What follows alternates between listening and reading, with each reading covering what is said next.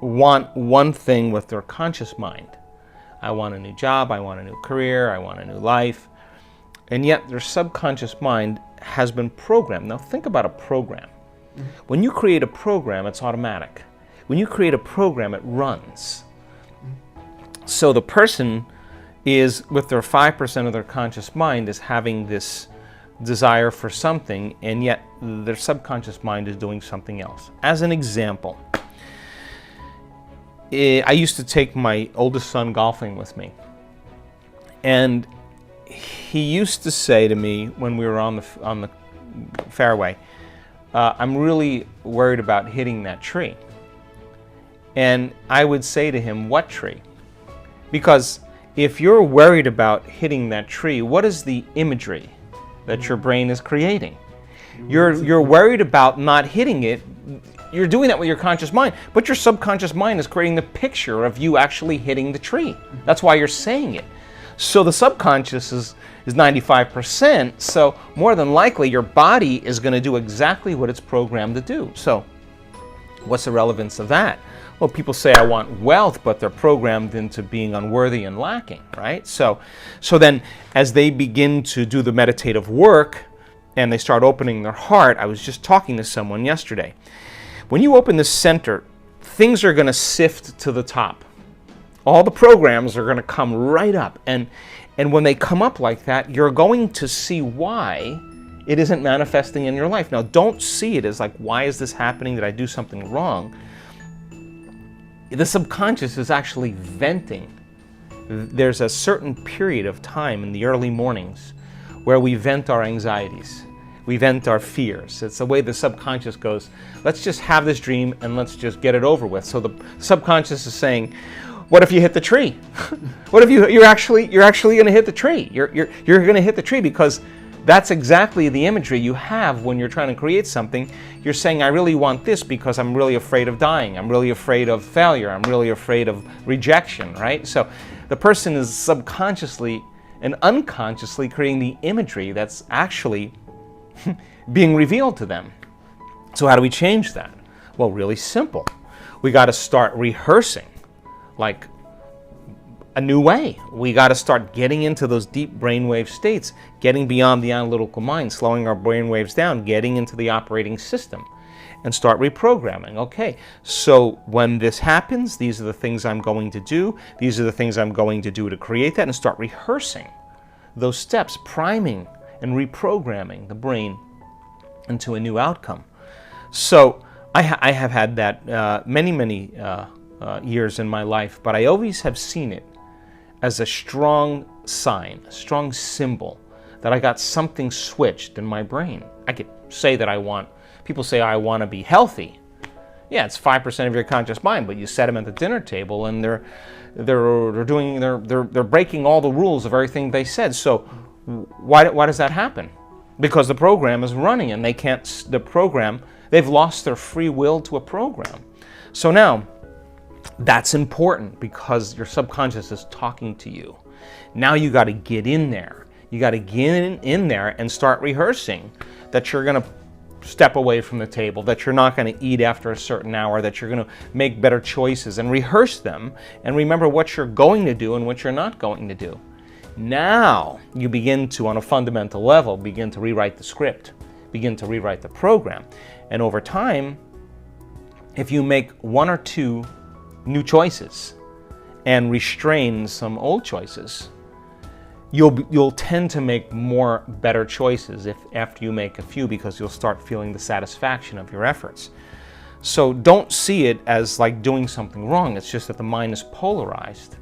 And people will say that they want something, but the subconscious is saying, look, this is really what's happening. So get in there now.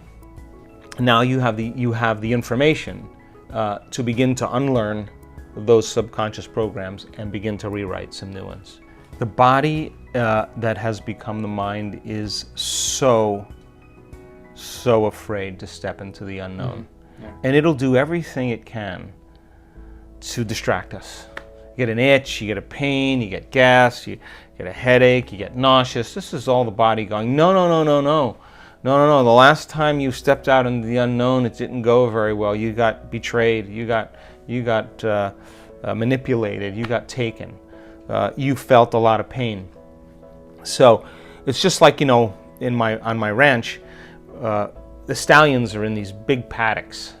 And when I first had my stallions, I wouldn't put any hot lines around there.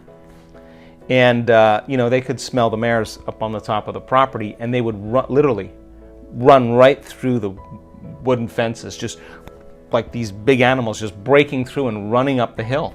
Well, they were just, nature was calling, But you put a hot line on there, and they hit that hot line a few times, you can walk them right up to that hot line and they will not go any further. That's conditioned. You notice a change in your internal state, you become awake and aware, and you pay attention to what caused it, and you narrow your focus on that line. Do it a few times, and you take a stallion, you try to move that stallion past that point, and they will not move. You can get 5 guys to push them, and they'll push them all backwards. They've been conditioned into the box, right? So that's what pain does for us, right? Like, oh, I don't want that to happen again. So the body is already programmed to make sure that it doesn't. So you start taking the person out of their comfort zone, out of the known, and the body's going, well, I don't know if I want to do this, and it does all those things. Follow the instructions. Take your attention off your body, and every time your body starts doing that, settle it down into the present moment and say, I'm going to let you sleep later. I'm going to let you eat later. You can drink coffee later. You can open your eyes and take a shower later. You can lay down. You can do whatever. But right now, you're no longer the mind. I'm the mind. Mm-hmm. And every time it does that, you settle it back down into the present moment and you unfold back into possibility. You're training that horse. You're retraining the horse and telling it it's no longer the mind, that you're the mind. And just like training any animal, sooner or later, it's going to realize that your will is greater than the program, and it's going to finally surrender. And when it does, there's always a liberation of energy, and everybody always says the same thing. I'm so glad I stuck with it. It was so worth it. I pushed myself further than I thought I can go. And every time you push yourself further than where you think you could go, you're in the unknown. So the moment you scratch your head, you're back in the known. The moment you start yawning, your body's going, oh, I don't want to do this. But hey, listen, if you're going to have a date with the divine, and you're showing up yawning and scratching and disinterested, you don't even believe it exists. If you knew that divine was a loving intelligence, and that it is the very fabric of everything material, and that it's been present the whole entire time, and you got to meet it with the same energy. Your mind has to match its mind. Your love for life has to match its love for life. Your will has to match its will. And when you do, and you eclipse with that intelligence, you won't be yawning. You won't be itching. You will be stunned by its magnificence. So many people they go at it kind of half speed, and they go at it like, I don't want to do this, or I'm tired, or that's the body-mind talking as they go into it unconsciously. But if you knew that you could create something new by changing your energy, and that you could connect to this intelligence that's real, what would you bring to the date? You'd be on time. You would be present. You would be engaged. You would bring your best. You wouldn't let anybody or anything distract you, just like your date with a lover. You wouldn't miss that date for anything. You would move mountains to make sure that you had time for that person. Well, we're talking about the prima materia here. I mean, if you're showing up that way, then there's a program that you're already thinking that it doesn't exist subconsciously, or that you can't arrive at, or it's too hard, or it takes too much work, or whatever people do when they resign. But when you say, I don't want my breakfast, I don't want my coffee, I don't want my tea, I don't want my sleep, I don't want my shower, I don't want my cell phone, I don't want my comfort, I don't want any of these things, I want you more than anybody else. You are the object of my affection. And you bring your best. I mean, think about this. People step into the altar of the divine, and they complain all the time. Like, they beg for things. I mean, do you want a relationship? Think about it. Do you want to be in a relationship with someone who's asking for things, for you to do things all the time for them? They're needing things all the time, that they're begging, that sooner or later, you're just going to be like, I don't have time for this, because you're not connecting first, right? So connect with that intelligence and understand that you have to match it in its presence, and that you have to make a commitment when you sit down. You're going to sit up like a noble being, that you are going to disconnect from everyone or anything, and you're saying, this is my time. I'm investing my time and attention into the divine. I'm putting my attention on the unknown, and I want to see feedback in my life to let me know that this intelligence is real. And I'm making time to emulate it, to become it, to connect with it.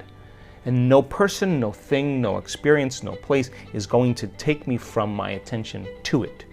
And now you're going to get an electrical signal, and your body's going to be like jumping on a horse and grabbing your legs and wrapping around and giving a little kick, like, let's ride. The horse knows the moment the rider gets on and grabs it and kicks it like we ride, the horse knows that it's no longer the mind, that somebody else with a greater intelligence is now the mind. So many people have been conditioned into believing how powerless they are. They don't think that their thoughts make a difference, that their feelings make a difference, that their gestures go unseen, that people are that they're ever seen. People have been conditioned that they don't matter, that they're powerless. That is absolutely not the truth. Sit up like a noble being. Command the present moment and say, for these 45 minutes or half an hour or 20 minutes or an hour, whatever it is that's for you, this is who I become. And you don't get up until that person, your body is going to sooner or later get very, very excited about connecting to it, because that feeling is going to be electric, and I can guarantee you won't be yawning or scratching or any of that stuff. You're going to leave that way behind. That's just the body, and it just needs a master to step in and say, this is my time and this is how we do it. Wow, what a great video! I hope you enjoyed this amazing interview with Dr. Joe Dispenza. We are continuing with our daily practice of completing the inspiring quotes. You need to complete the quote with the words that are missing, and if you can do it first and give us the right answer, you're the daily winner. In the previous video we were looking for 2 words of Joe Dispenza's quote. The quote goes like this: same thoughts always lead to the same choices. Same choices lead to the same behaviors, and the same behaviors lead to... and the correct answer is same experiences. So, same thoughts always lead to the same choices lead to the same behaviors, and the same behaviors lead to the same experiences. Congratulations to everyone with the correct answer. We only had a few wrong answers. Since I know you love Joe Dispenza, today's quote is also from Dr. Joe Dispenza. We are looking for 2 words. So the quote goes like this: meditation opens the door between the conscious and...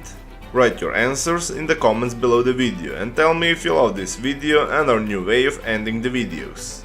If you love this video, give your thumbs up and share it with your friends.